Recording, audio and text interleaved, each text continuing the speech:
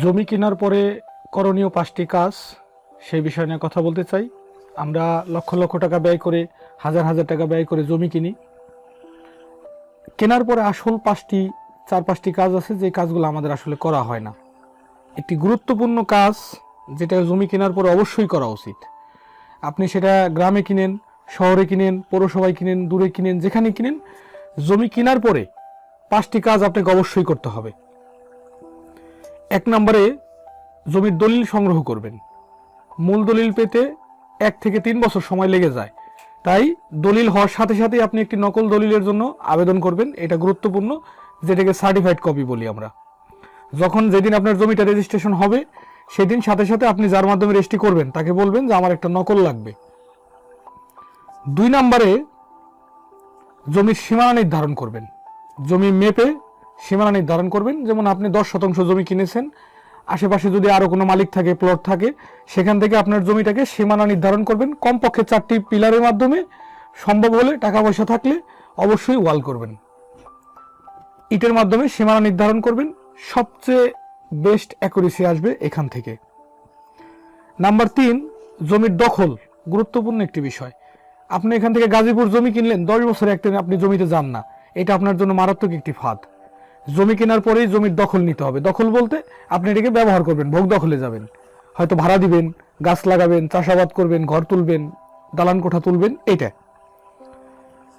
সবচেয়ে যেই পয়েন্টটা গুরুত্বপূর্ণ পয়েন্ট আফটার দলিল, সেটা হচ্ছে মিউটেশন বা খারিজ।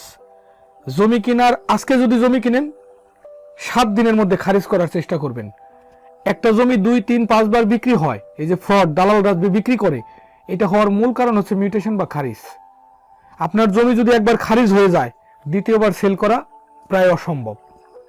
অসম্ভব বলছি না, 99% আপনার জমিটা সিকিউর। চাইলে পূর্বের মালিক আর দ্বিতীয়বার বিক্রি করতে পারবে না।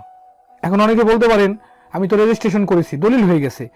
একটা জমি দলিল হওয়ার পরেও গভর্নমেন্টের পেপারসে আপনার নাম, মালিকের নাম কর্তন হতে অনেক সময় লেগে যায়।